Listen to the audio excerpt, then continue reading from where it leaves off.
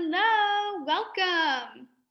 Great to see all of you. Welcome to Creative Writing. Who's excited? Raise your hand, show me you're excited. Absolutely. I'm excited. Me too. I have a quick question.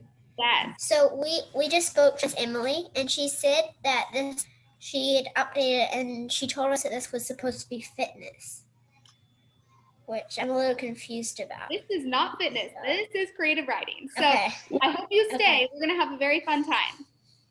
Yeah, my mom told me it was going to be fitness too. All right, sounds like maybe there's a little bit of a miscommunication somewhere along the way. Don't worry about it. Stay here. We're going to have an awesome time. So go ahead and mute yourself. So for those of you who are maybe new, my name is Miss Jasmine, and it is my great honor and privilege to be here teaching creative writing to all of you. I love to write, and I am very much looking forward to getting to spending some time with you today, doing some cool writing activities. So one of our most important tools as a writer is our imaginations. So to help get our imaginations warmed up a little bit, we are going to play a fun little game called This Is Not a Pen. So look around your desk, your immediate vicinity, see if you have a pen or a pencil that you can grab. Perfect. Yes, I see some of you are starting to grab pens or pencils. Love it. Let's make sure our webcams are turned on so I can see ya. Fabulous. All right. So how this game works is one at a time. We are going to say, this is not a pen. This is a, and then you tell us what it is.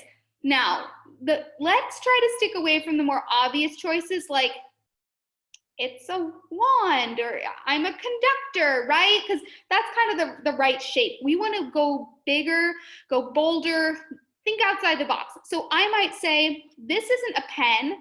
This is my best friend. And then you're going to show us, how is this your best friend? We'll see like, oh, I'm giving my friend a hug, and oh, we're going to take a picture together, and we're going to give each other a high five. Woo! All right, it's my best friend. You are going to believe it's my best friend because I believe it's my best friend. That's the power you have as a writer, as a creator, is to create worlds for the people who are going to step into your imagination. So take a minute, think, what could this pen that is not a pen be? And then I will call on you one at a time. So let's start here with my friend Isabel. Go for it. This is not a pencil, it's a duck. It's a duck. I love it. And you're petting the duck's feathers. That was perfect. Thank you. Angelina.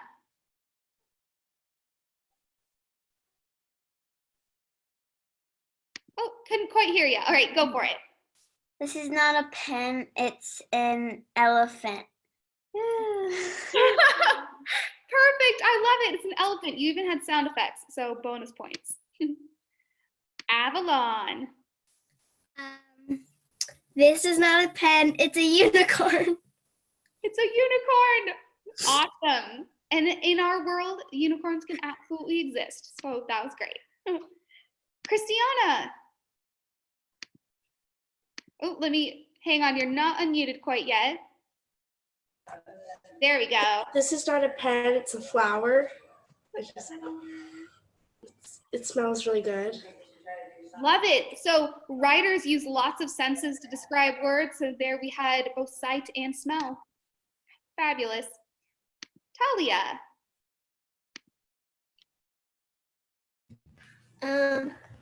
This is not a pen, it's my pet. What kind? We want to be specific as writers. Okay. A hamster. It's a hamster. How would you hold that little hamster? Yeah, it's so cute. Awesome. Thank you. All right. Avery. This is not a pencil, it is a cockatoo feather. A what? This is not a pencil, this is a cockatoo feather. Oh, very cool. I like it. That's very creative. Thank you. All right, Tucker. This is not a pen. It's my food. It's celery. Celery. Nice. Delicious. Good job. All right. On the next screen, I only see the letter O and I don't see anybody. So let's turn on your webcam.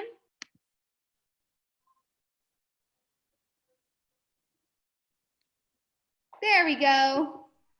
Awesome. So, O, it is your turn. With this? Yes. I don't know. Could be literally anything. No wrong answer. You are the writer. It's in your power. This is a pencil.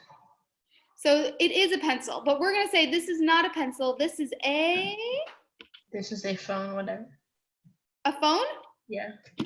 Totally could be a phone. If you believe it, we'll believe it. Awesome. Sebastian.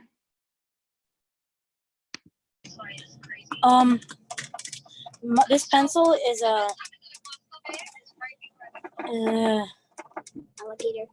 is an alligator.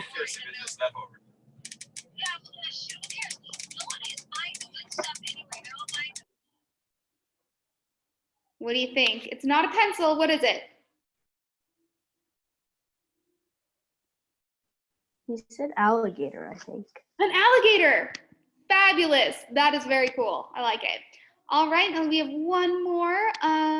Make sure, Sebastian, that you're muted again. And Nebi.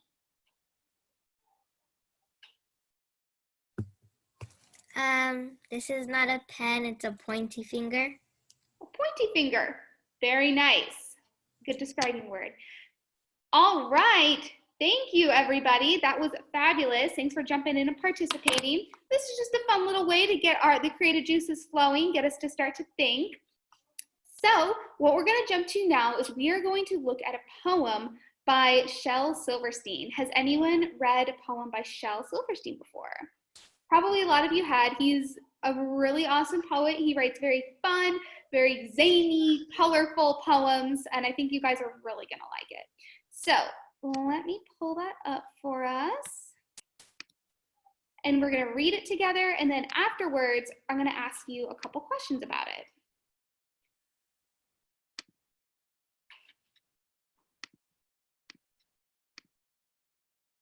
Boom, there it is. All right, so you guys can just listen and I will read this for us.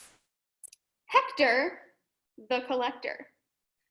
Hector the Collector collected bits of string, collected dolls with broken heads and rusty bells that would not ring, pieces out of picture puzzles, bent up nails and ice cream sticks, twists of wires, worn out tires, paper bags, and broken bricks.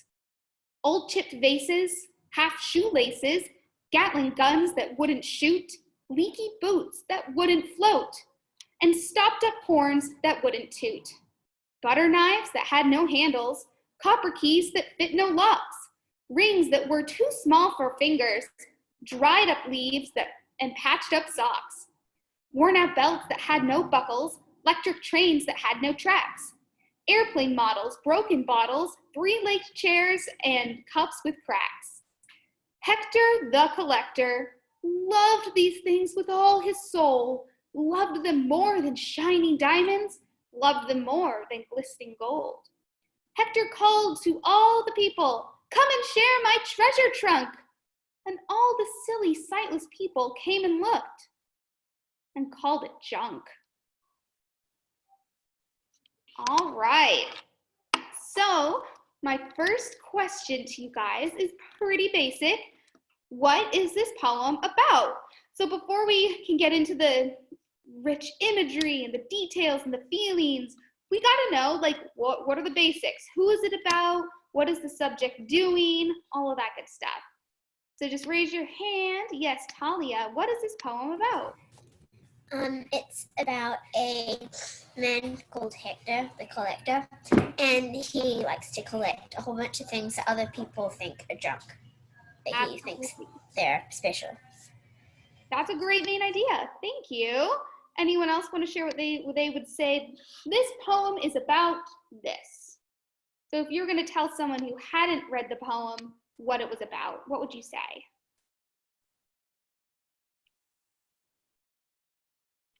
Anyone else want to chime in?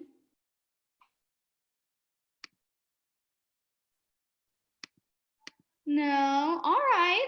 Well, what Talia said was totally awesome. We have Hector the Collector. We know he likes to collect odds and ends of all sorts. And other people clearly don't appreciate the beauty, the uniqueness of the items that he collects. So now that we kind of know what it's about, I want you to tell me, how does this poem make you feel? Because one of the cool things about poetry is it usually is very emotional. It's trying to get you to feel something. So think about it. What were you feeling while we read this poem?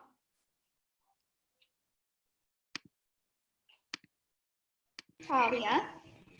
Well, I guess it's kind of making you, at the start, it's kind of making you feel like, well, why is he collecting all this junk and stuff? And then at the end, when you see that other people, like, don't appreciate his things that he collects, you kind of feel bad for him, because obviously they feel special to him, so. So true. So I love you said a couple things. One is we feel sad at the end because Hector feels sad at the end. We're identifying with Hector because he's like our protagonist. Our protagonist, that's just a big word that means the main character. He's our main character in the poem. So when he feels sad, because we've kind of like empathized with him, we feel connected to him, we might feel a little sad too. At the beginning, when we're hearing about all these cool things, I thought it was kind of funny. I was in kind of a happy mood. Kind of like, oh, this is fun, this is humorous. And then at the end, when you find out, oh, they're not being nice to him, you totally kind of feel bummed out, right? So you empathize with the main character. A lot of times you'll feel how they're feeling. What else? What else did other people, what were they feeling while we read this story?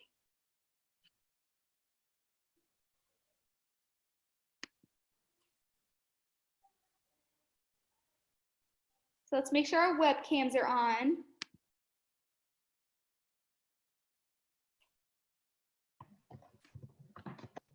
Yeah, Avery. I was feeling sad for him because other people weren't enjoying the stuff he was enjoying. Absolutely, thank you. And it totally makes sense why you'd feel sad because Hector's feeling sad. We're gonna empathize with our main character there.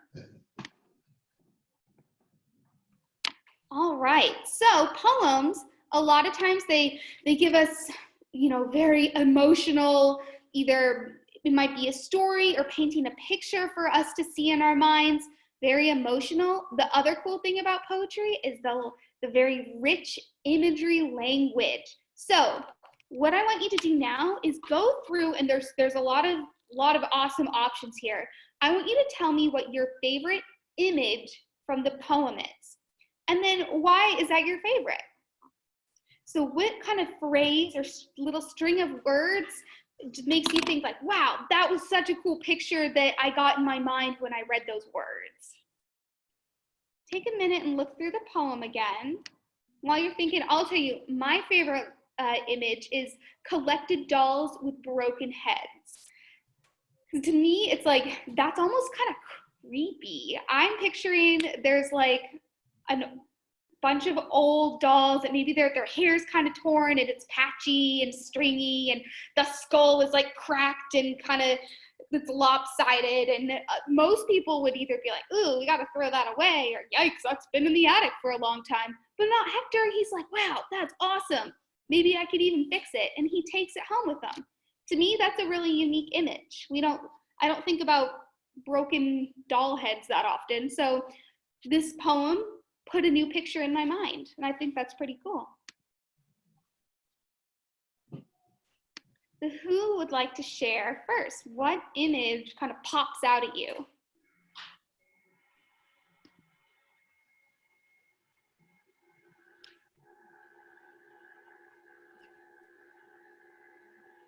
Talia. Paper bags and broken bricks. Fabulous. Why does that image pop out at you? I don't really know. I like how it sounds when I say it. That is and- an important part of poetry. Is what does it sound like when you say it out loud? It's very rhythmic. And I think it's kind of interesting about the broken bricks. I don't think of bricks as being broken because they're quite strong. I don't know. I absolutely agree. I don't picture them as broken either. If someone says, what do you think about when you see a brick? Yep, I see it's very intact, but a broken brick and I see it's kind of like crumbled. Yeah, very strong picture. Nice, I love that image. Does anyone else have an image they can share? They're like, ooh, that was kind of cool. Christiana. I liked all the silly, sightless people. Silly, sightless people. Yes, silly, sightless.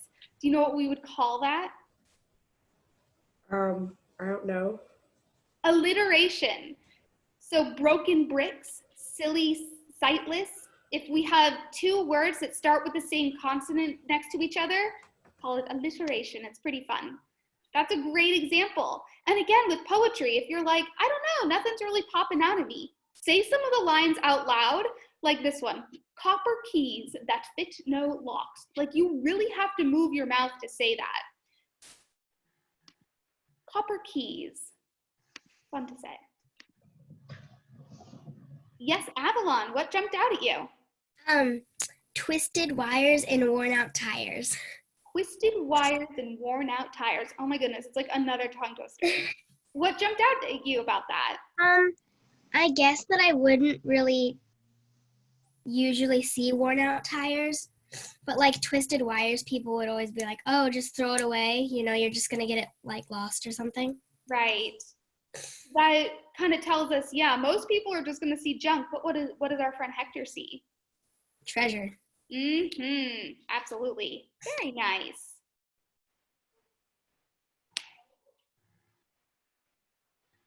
Anyone else? What sticks out to you in this poem? Avery. Bells that would not ring. Which part?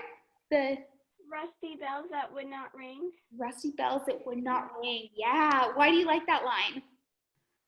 I just like imagine golden bells that are like rusty. Yeah, so if you were to be like ding, ding, ding, ding, it wouldn't sound like that. It'd be more like crack, crack, crack, crack. It would make kind of a squeaky noise. Perfect. That was a great example. Anyone else want to share an image that stuck out to them from this poem? Yes, Tucker. I could, like what Avery said, I could imagine just rusty bells. Mm-hmm. What color would that rust be, do you think? Like copper. Yeah. So I would picture that too, sort of like the copper keys that don't fit. Maybe they're covered in rust as well. So that's a very strong picture that we can have in our head. If he told us, oh, they're old bells, I'm not going to picture rust necessarily, but rusty, it's like, ooh, yeah, now there's like cracking at the sides and it's all beat up. So Shel Silverstein is like the master of using these fun kind of wonky words to give us these pictures that we don't usually think about. Yes, Talia, did you have something else? Yeah, not about the poem, but when I was little, we used to always read The Giving Tree by Shel Silverstein. Beautiful book, yes. Yeah. All right, so this was just a fun exercise to show you guys that poetry, which we will be doing more of in here, is a great way to express emotion, and it's a great way to give your readers really vivid pictures in their minds. And we're going to learn some different techniques that you can do that in this class, so stay tuned. All right, so the next thing we are going to do, we are going to work together to tell a story. So everyone is going to participate, so don't be shy. What we're going to do is take one sentence at a time. You will have the opportunity to contribute to the story. So before we jump into the story, we got to talk about story structure so we know where we're going, what we're saying. So who can tell me what are some very important things we need in a story? And please make sure you unmute yourself.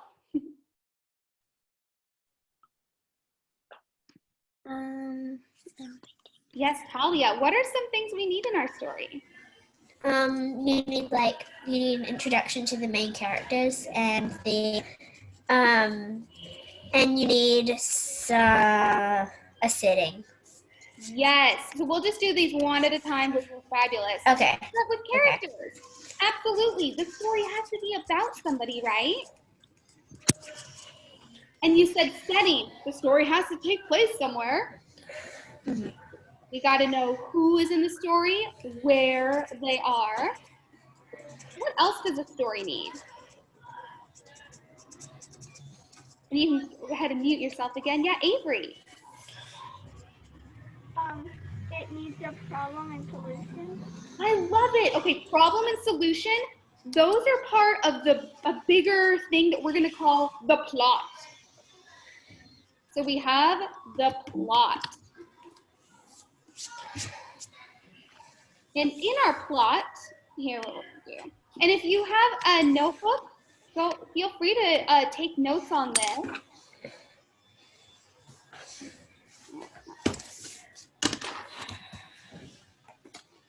So in our plot, how does the story start? What do we need?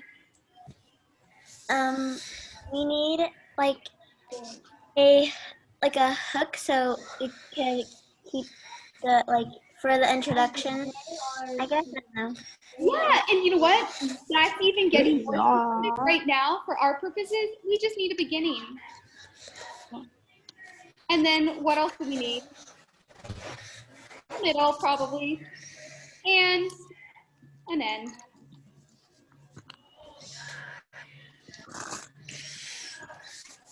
Now, Avery said the word problem. I love that she brought that up because we need something to go wrong. Otherwise, there's no story, right? We're going to use the word conflict.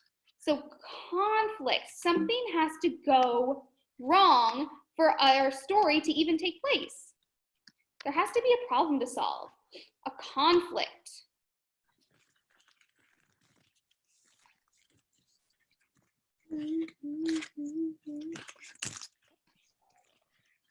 And finally, at the very end, there needs to be a resolution.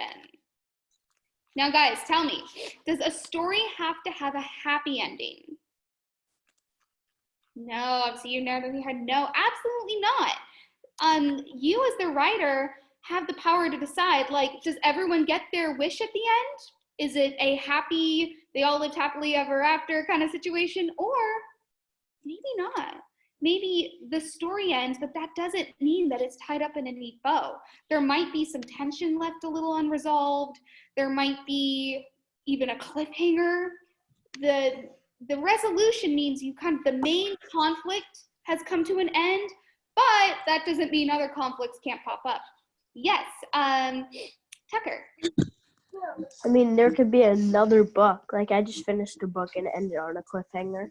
Great example, yeah. You can kind of lead readers into the next story. Awesome. So these are some basic things that we need in our story in order for it to really come alive. We need characters, and tell me, does a character need to be a human? No, absolutely not. I mean, a lot of characters in books are animals, or even things like a tree or a pen. We could write a whole story about this pen going on an awesome adventure. So yeah, use your imagination. Setting. Does the setting have to take place in our world? Again, not necessarily. Don't limit yourself, right? It could take place in space. It could take place in an alternate reality. It could take place in a fantasy world.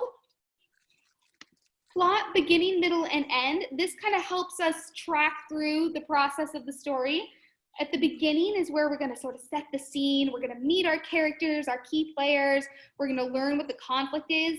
the middle, that's where most of the action is going to take place, and it's also where this special thing is going to happen. What do we call like the very peak, the very height of the story? You can shout it out.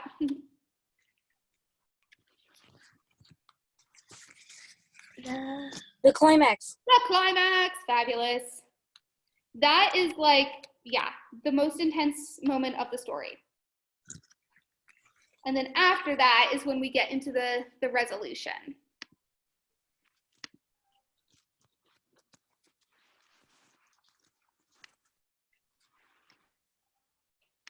All right, so now that we have kind of our basic shape, what we're going to do is we are going to tell a story as a group. So how this is going to work, each of you will contribute one sentence and one sentence only.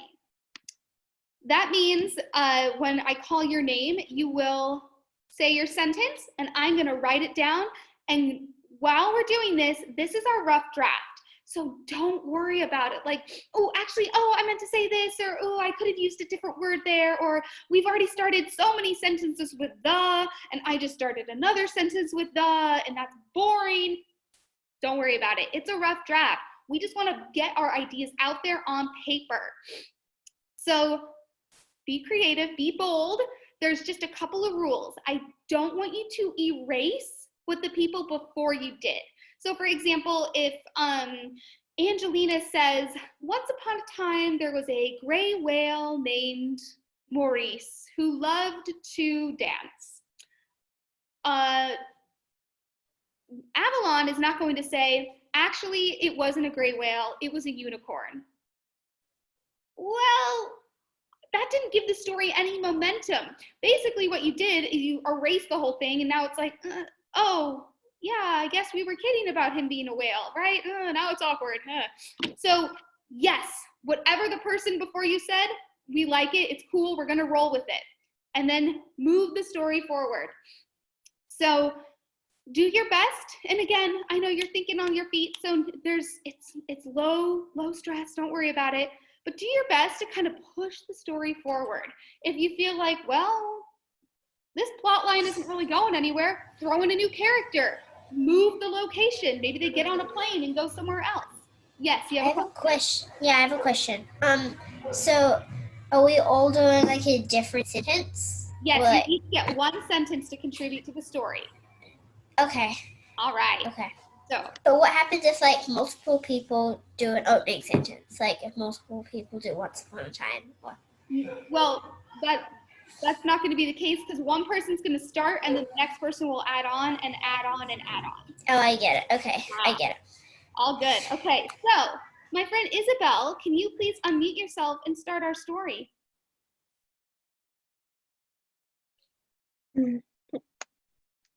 Once upon a time, there was a girl. You got to give me a little more than that. I'm not sure. A girl, give her a name. Emily. A girl named Emily.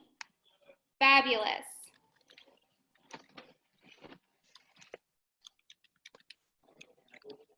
So we have a main character. We have a protagonist.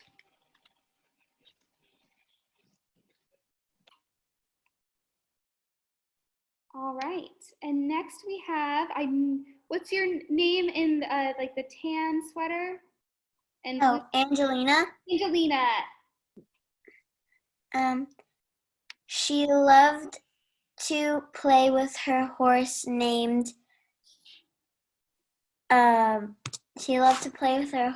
named Leah. I love it. Okay, so we have another character and we learned something more about Emily. Avalon, you are next.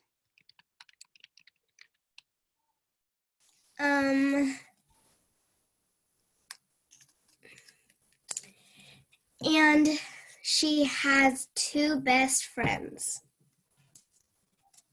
All right, she has two best friends. Awesome.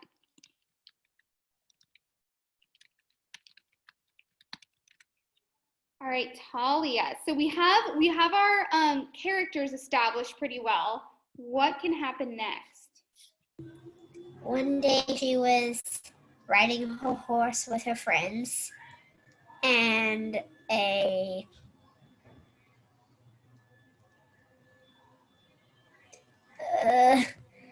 fox ran up to them. I don't know. I have no idea.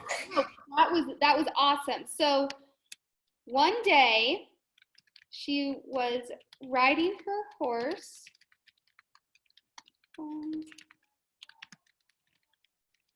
So what we have now is we have a specific day we're talking about, which is super important. So we're kind of in the action of the story now. This is our inciting incident. This is what kicks off the action. We've got all of our characters together, and now we have a potential conflict with this fox. So, Christiana, tell us what happens next. The fox stole her horse. Okay, wow. So I was hoping we would have some conflict, and you delivered. The fox stole her horse. Boom. Avery.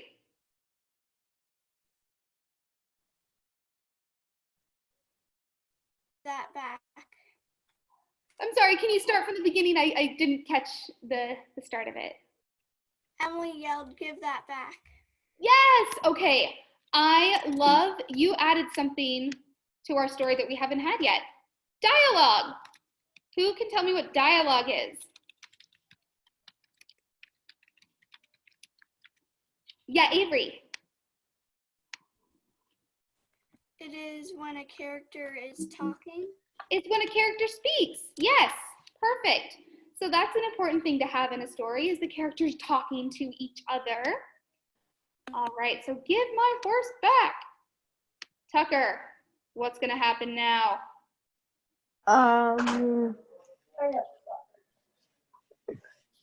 The fox then ran off with the horse into the woods. So the fox isn't gonna stop. I like it.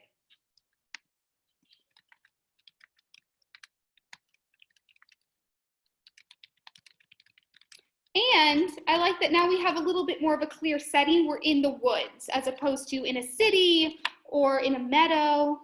Very cool. Oh, what is going to happen?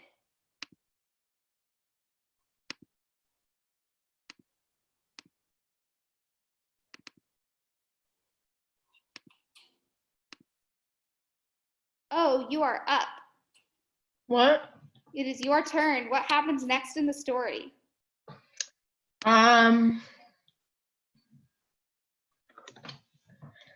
The fox runs to the nearest village. I mean, rides with the horse, I guess. Okay, so they're gonna leave the woods and go to a village. Awesome.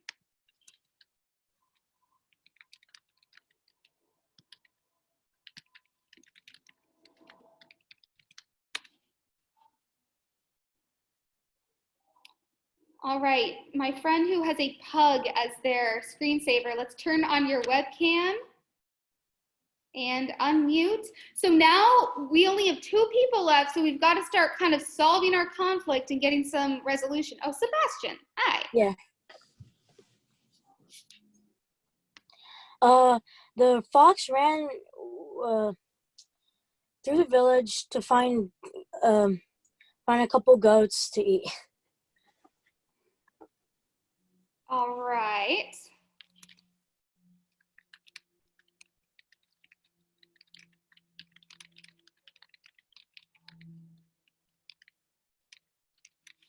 And I believe we just have one more, Nebby.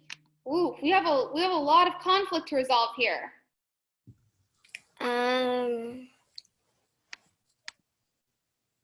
How about after the fox ate, he saw a door to magical world. All right.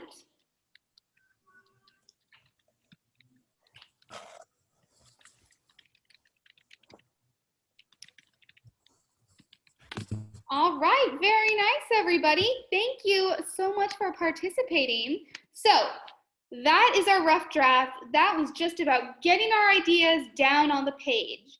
Now comes the editing part. So that's always the next thing you do in writing is editing. Let's go back. Let's start at the beginning. A very good place to start.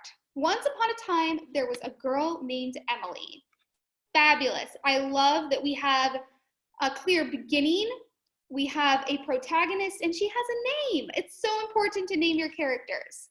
There was a girl named Emily, and next we learned something about her. We learned that she loved to play with her horse named Leah. I like that we have a name for the horse. She has 2 best friends. So here's a little nitpicky thing. Instead of saying she loved to play with her horse named Leah, she has 2 best friends. What if instead of she, we use her name? Just so we're not starting 2 sentences in a row with the same word. So Emily has 2 best friends. Talia, yes? I think we could give the friends a name. I was just gonna say I would love to give them names too. Can you give one of the friends a name? What about Kylie? Named Kylie, fabulous. And Avalon, I think you added the friends, right? So why don't you name the other one? Summer. Kylie and Summer, perfect. All right, one day she was riding her horse with her friends. So maybe instead of she was riding her horse with her friends, all of them, or all 3 of them, kind of consolidate the words. So all 3 girls were riding the horse when a fox came up to them. Good. All right, so far, I like it. The fox stole her horse. Yes, Avery. I think maybe to add to the fox stole her horse, maybe we could have it so that the fox says, if you don't give me your horse, then you can't pass. I like it. That gives much more conflict. All right. So we will say they came to, when a fox came up to them, the fox, so we're going to probably leave that later. So the fox said, if you don't give me your horse, you can't pass.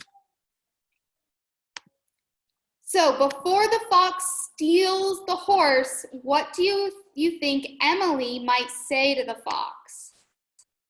Isabel. No, no, I'm not gonna give you my horse. Yeah, and how do you think Emily feels when she says that? They're like angry or... Yes.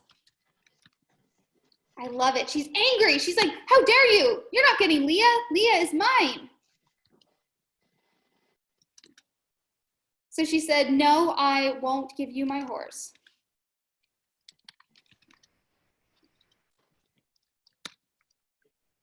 Maybe she should even call her horse by its name so we know how much she cares about the horse. No, I won't give you Leah. Leah. So then the fox stole her horse. Okay, as a reader, if it just said the fox stole the horse, I'd be like, how? How did the fox do that? Because Leah has 3 people on her back. So somebody think, what could this wily, rascally fox do to boot the kids off the horse? Yeah, what do you think, Angelina?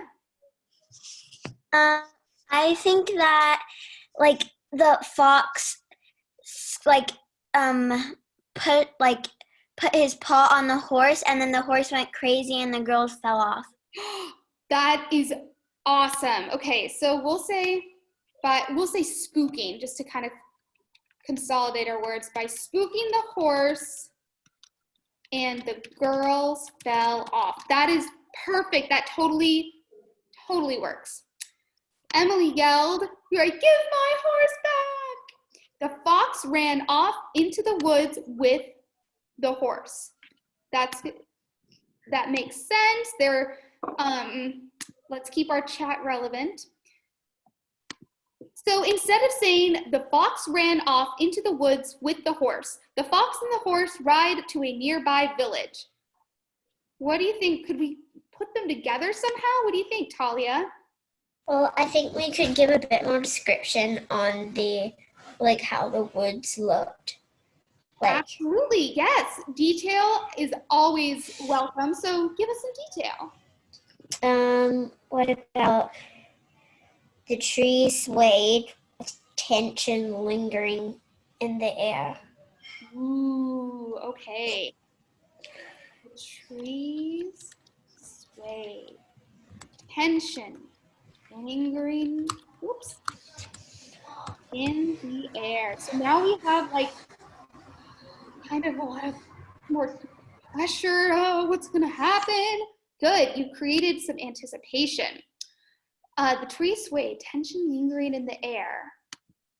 The fox and the horse ride to a nearby village. So we've already said they were riding. Maybe we'll say they arrive in a nearby village.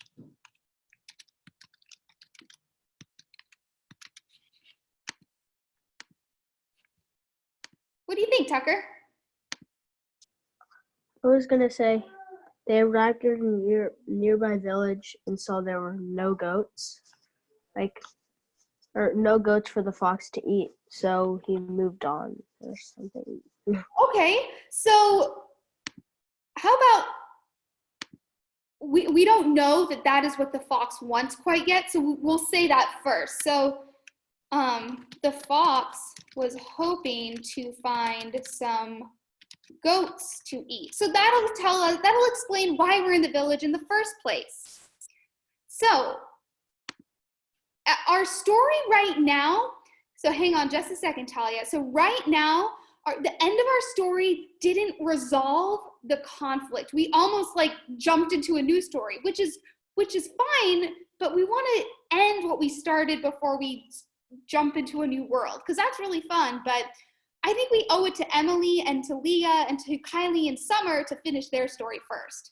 So to find the fox was hoping to find some goats to eat. And what if instead of finding goats, he wastes a bunch of time looking for goats, and who might arrive in that time that he's looking for goats? That's kind of what I'm thinking. But what do you guys think? Angelina? I think that Kylie, Summer, and Emily will arrive, and then they catch the fox before he does anything to the horse. I love it. That is awesome. Did anyone else want to throw an idea out there? Just to make sure. Yes, Avery.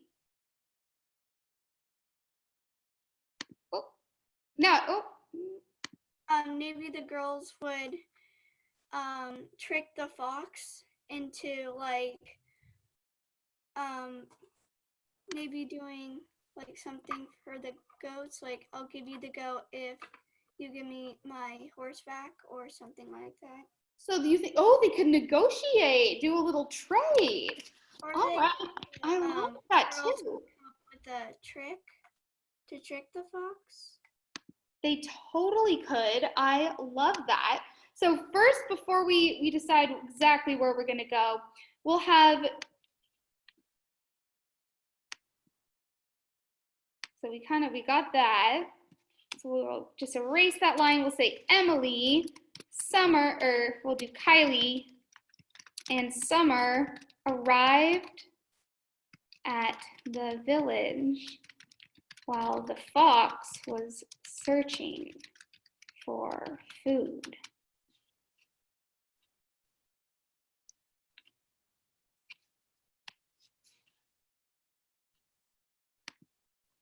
So what do we think? Do we want the girls to realize that the fox is maybe chasing, maybe there's a goat running around and they see the fox chasing the goat and they catch the goat first and say, that's it, this goat for my horse.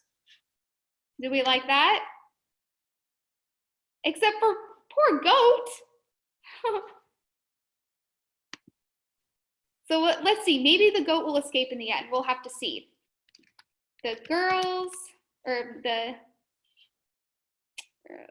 girls noticed the fox chasing a goat, and they captured the goat before the fox could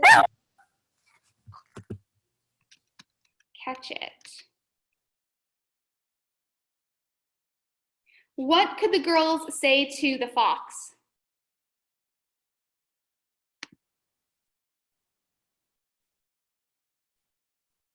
Avery. If you don't give me back my horse, I won't give you the goat. All right.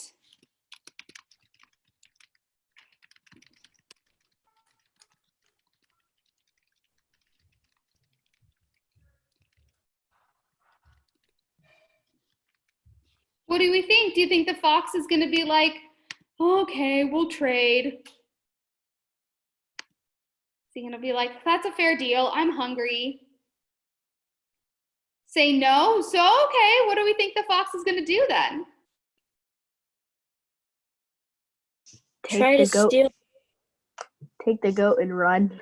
Take the goat and run. Do you think the fox is successful though? Because he's pretty outnumbered. No. Yeah, I like it. So the fox lunged toward the goat.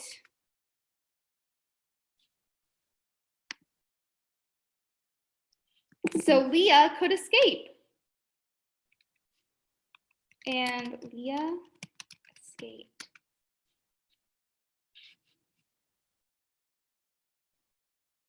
With her horse. Leah is the horse. So the horse escaped. Oh, yeah. Hey, What do you think, Angelina? I would say after Leah escaped, all of the girls hopped onto the horse and then ran away or something like that. I love it. So they will all. The girls got on the horse and they all got away. And I'm going to add this. They even scooped up the goat to keep him safe from the fox. Do you guys like that detail at the end that I added? Is that okay? I felt really bad for the goat. I'm like, that's not fair that Leah is safe and the girls get the horse back, but then this poor goat's like, hey, what you just traded me for the horse? That's not cool. So if you wanted to make it more of a tragedy, maybe you write about the noble sacrifice of the goat, but our story has a happy ending, so, All right, you guys, that was fantastic. I really appreciate how you all contributed fabulous ideas. And you see, the first time you put something on the paper, don't worry about it. Oh, it's not perfect. It's not really what I wanted. Guys, that's what editing is there for. So we told our story and then we went and refined it and we shaped it. And hey, now that the girls are back on their cool horse, maybe they're gonna go find a magical world. That could totally be the second part. That could be chapter 2. So a couple other things we talked about, if we were gonna go back and even add some more detail, we could learn more about Kylie and Summer. Maybe instead of said, kind of a fun exercise is to go through and find different words.